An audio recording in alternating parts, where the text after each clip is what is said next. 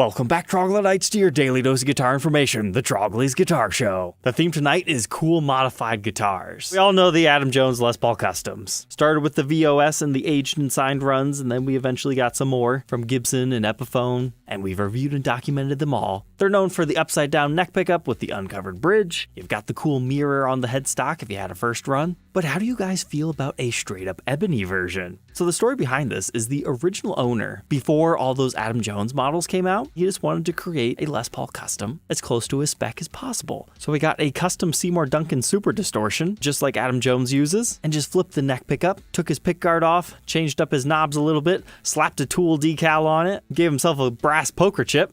But I love this little fact right here. So those little mirrors that came on them, you can buy them on Amazon. In fact, it wouldn't surprise me if that's where Gibson got theirs. So he just Adam Jonesified a Black Beauty, which kind of has an interesting vibe. I might change up some of the plastics personally and swap it over to chrome hardware to complete the look, but it's certainly an interesting idea. But he's asking $4,500. If you're interested, you can go over to Reverb and make him an offer. But brace yourselves for this really cool Flying V. This one was thrown up on Reverb for $1,850, and they just called it Flying V Gothic Satin Black. But take a look at this thing. It's a silver burst V that kind of has some 58 elements, some 67, and the finish is very 70s, so it just has its own thing going on. To put things into perspective here, this is what it looked like stock. It was a flat black finish. You did get the interesting control knob layout with the output jack on the front, but you get the ebony fretboard with your star and moon inlay, which if you're not familiar, that's what very early Gibsons were branded with, instead of the Gibson that we now know and love today. And these satin finished beasts were done up in Les Pauls, Flying Vs, SGs, Explorers, and they also had this weird guy on the back of the headstock. Nobody knows, and I'm just kidding, that's Orville Gibson.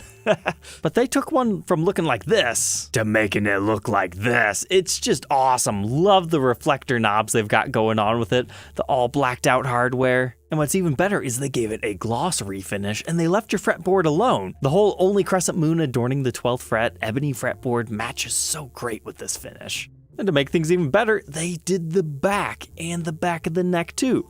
Not the headstock, but at least everything else. Maybe they did the sides, I'm not sure, I couldn't see any photos. But this was one seriously sweet V. But you wanna know what's even better?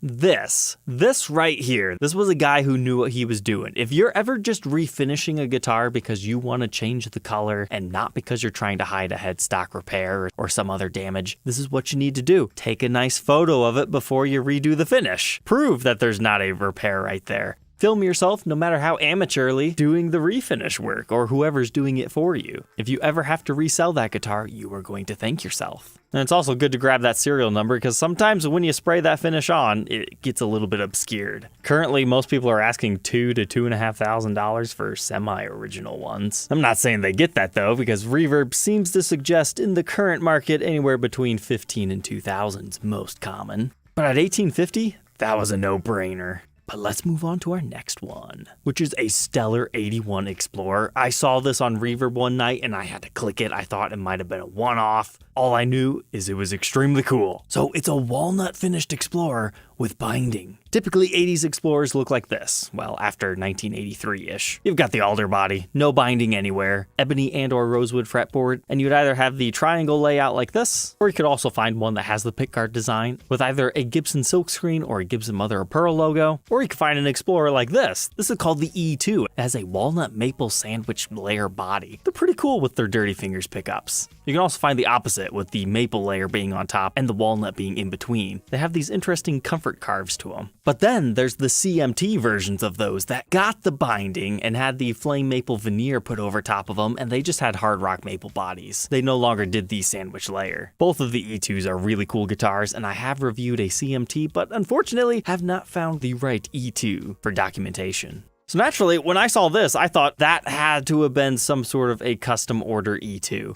But then I looked at the back and it's like, nah, that's definitely a mahogany body, very nicely figured. And it's definitely been played hard. We've got things like the SG and the Paul that had a similar finish, but that's just because they were made of walnut wood. They just had a clear coat. But also think about like 335s. They typically had a walnut stain, so this could have been a custom order of some sort. But look what we've got along the edge. Somebody has put like little tape marks to help them see in the dark when they're playing. Somebody's also moved our strap buttons a couple of times after playing some 80s Explorers. I don't blame them. And ooh, we got a little bit of a headstock crack. And then we've got the Kalamazoo serial number. But get this, that's a mahogany neck. Everything's mahogany on this. So I had to go to our description. It just calls it one-of-a-kind 81 Explorer. Cream pickguard, neck and body binding. But then they dropped the news. Pickups have been replaced. 496R 500T. They're claiming that crack on the back of the headstock is just in the finish and doesn't give us too much more of a story. So my gut instincts were it's either been refinished and reworked or it is a true one-off. I honestly couldn't tell you from the provided photos, but whatever it is, it's extremely cool. But he's asking $7,500 and local pickup only in California. And I feel like I shouldn't have to say this, but guys, please don't find these people and harass them if you think they're asking way too much. I've been getting a couple of messages from sellers that they're getting harassed by my viewers. Use some common sense here. If you're not interested in buying from them, just let it go. I produced the show to have fun, show you all these unique guitars that show up on Reverb that I can't necessarily buy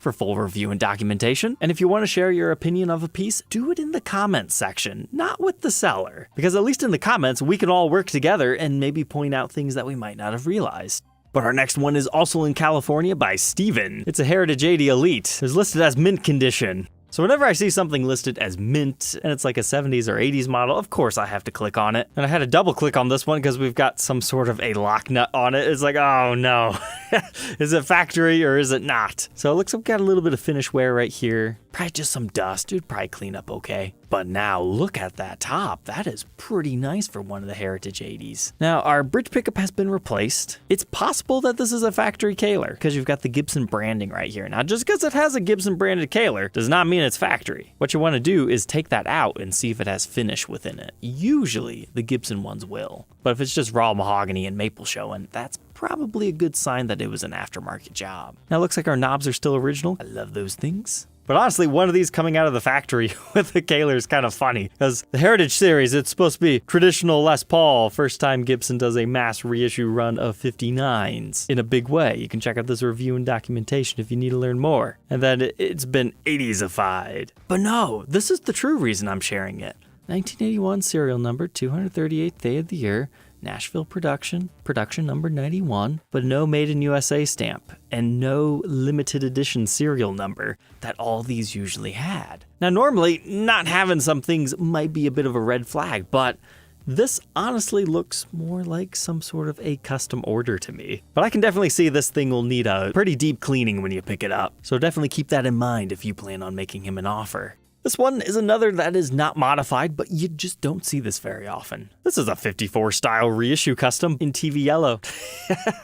The cool thing about TV yellow and a 50s reissue Les Paul custom is the fact that you've got the mahogany top. Now, unfortunately, this mahogany top doesn't have a lot of grain characteristics to get us really excited, but it was cool to see a custom color on one. And maybe it looks better in person as far as the wood grain department goes, but they've got it top wrapped.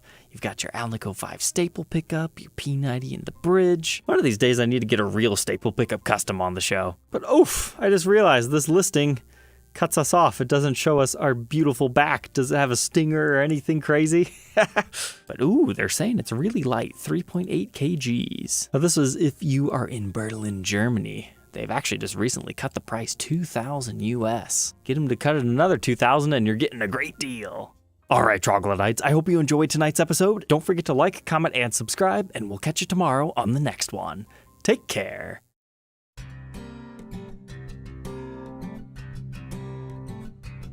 If you enjoyed tonight's episode, consider subscribing. I post videos like this every day. And you might even enjoy this next one.